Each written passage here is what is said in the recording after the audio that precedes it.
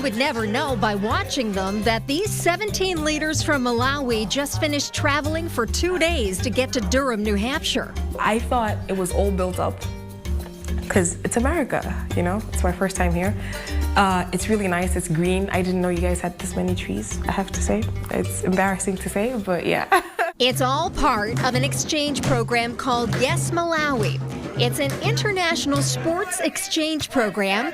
The goal, to improve access and increase participation for youth with differing disabilities. This is part of a larger initiative. It's actually a partnership with Indiana University. So we're actually a sub-awardee of Indiana. The funding comes from the U.S. Department of State through the Sports Diplomacy Division. The exchange has 3 parts. The first part involved Bob and his colleagues traveling to Malawi in October of 2018 to interview sports leaders in the country. Coaches, physical education teachers, athletic directors. We interviewed about 70 of them. We chose 17 that fit the criteria for the grant.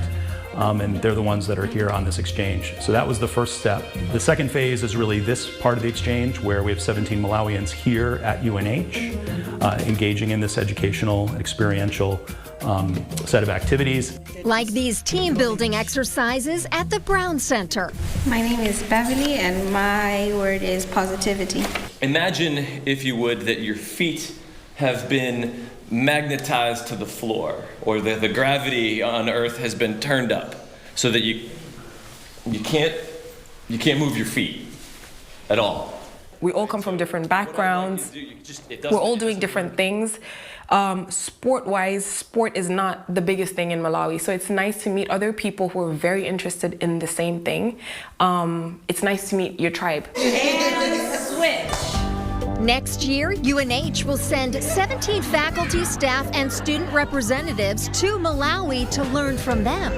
One of the things we're really known for in our department, and I think across our college, is really this concept of inclusion and including as many people, regardless of ability and disability, in sport and recreation. And so for us, the chance to do this, we do this domestically, we do it in the state of New Hampshire, but to be able to do it internationally and working with a country like Malawi, who has this as a strategic priority for them, was just a perfect fit. The name of the game is inclusion. That's what's on the forefront of everyone's mind during their times together. The focus of this particular program is on inclusion across the board, and we define that really broadly. So it could be physical disability, but we have folks in this room that are also working with youth with intellectual and developmental disabilities, with youth and adults that have sensory disability as well, visual impairment, those sorts of things. So, and then of course we have folks in this group as well that are working with people with mental health challenges. I'm passionate about sport and being active.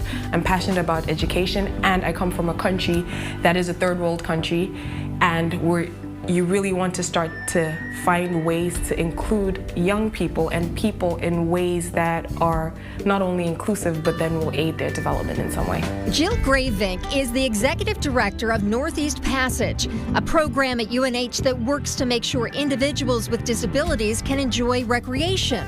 When she heard about this exchange, she was excited to jump on board. One of the things that we've really tried to take on is providing training and moving the sort of profession of adaptive sports and recreational therapy forward. So really, you know, these guys are helping us fulfill our mission by coming here to the United States, learning the things that we have to teach, that we've learned over the years, and then taking them back to Malawi and, you know, helping people in Malawi, people with disabilities in Malawi, be able to experience that same sort of inclusion and joy from sport and recreation.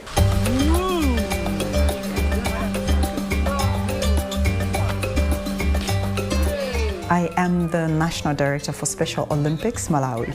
We have above 22,000 athletes in Malawi, and we are operating in 23 districts out of 28 districts.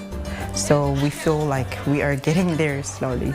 I'm looking forward to gaining more experience, more knowledge on how we can improve on our health activities, on our sporting activities. It's a really diverse group, high-level sport leaders in their country doing great things. It's a chance for us to learn from them as much as maybe they're taking away things that they can learn from us. So it's really that two-way cultural exchange. That's what's exciting about it. They're now sort of messengers of Northeast Passage and the University of New Hampshire out in Malawi and trying to improve the status of people with disabilities there.